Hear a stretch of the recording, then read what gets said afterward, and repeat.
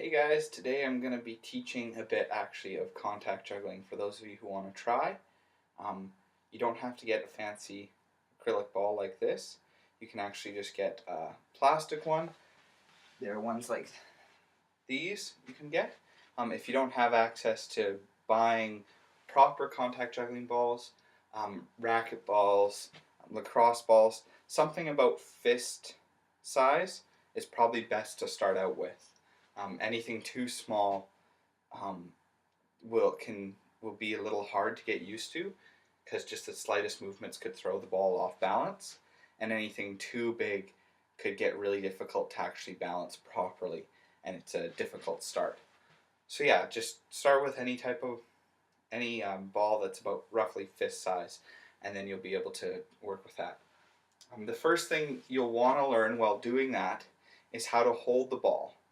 Like obviously when you're holding it, you can hold it in your palm, but you don't hold it using your fingers. Don't grab it. That's against the rules. That destroys the illusionary effect of it. You always want to hold it open palm, and even when you switch hands, you want to learn to catch open palm. That's one of the first things you want to do.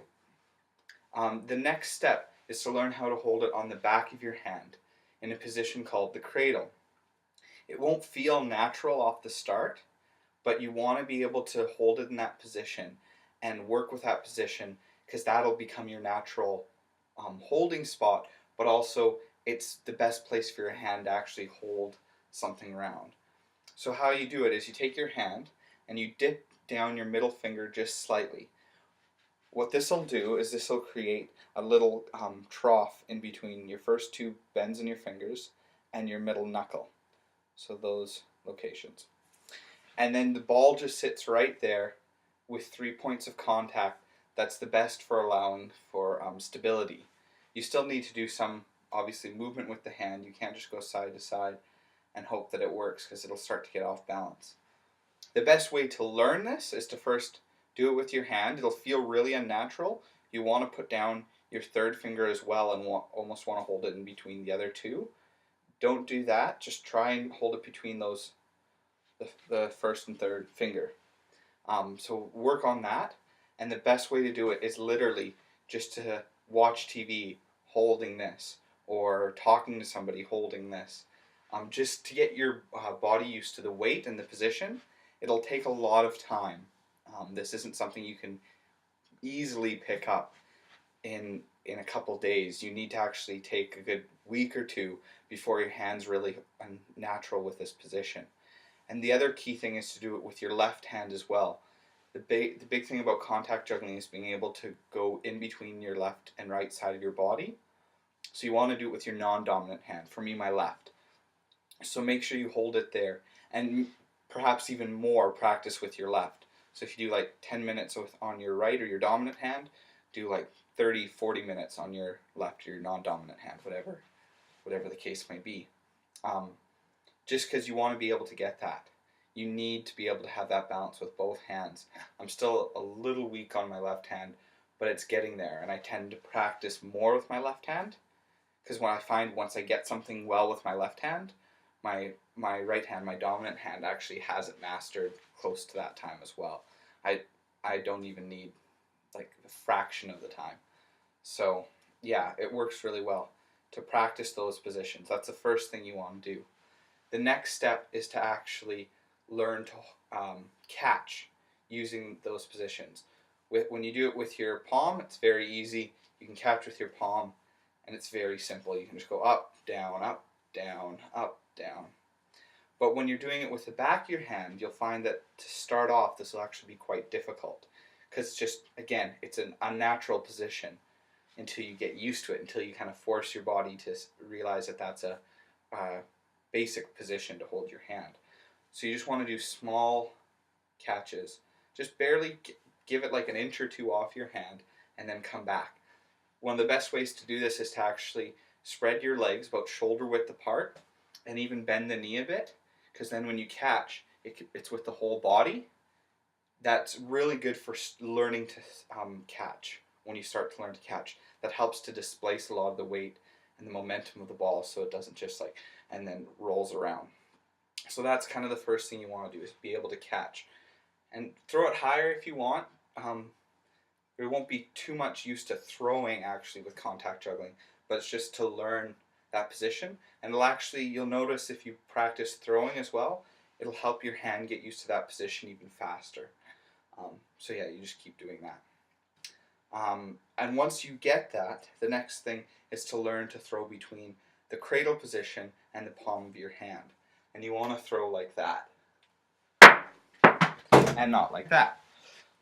So yeah, to throw between, you want to learn to throw between the cradle position and the palm of your hand. So you throw up, palm of your hand, throw back, cradle position. Now this will look a little weird at first, and it'll feel weird, but that's what you want to do, and you want to learn to do it with both hands again. Very important to do with both hands. And that natural arc, that's kind of what you want to get, because then when you actually get into the butterfly, which this leads up to, it's a very natural position and it helps for your hand. And the next trick is to then slowly, don't throw it up as high. Don't throw it up really high and catch it back. You want to just do it very lightly, barely leaving your hand. And when you get comfortable with that, then start to actually allow it to roll across the tips of your fingers and back down.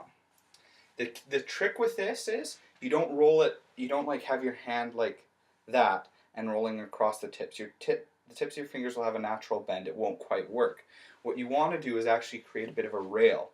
And what you do is when you move your hand back, you actually open in between your first two fingers a bit to create a bit of room. And it will still go over the tips, but it'll go in between a bit too and down.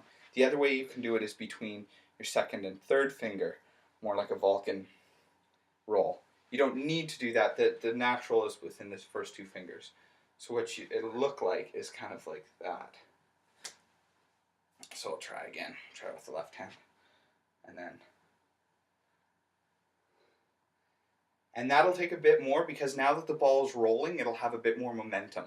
So when it actually gets into the cradle position or into the palm position, since it's rolling, it'll actually want to continue to roll because it's touching your body.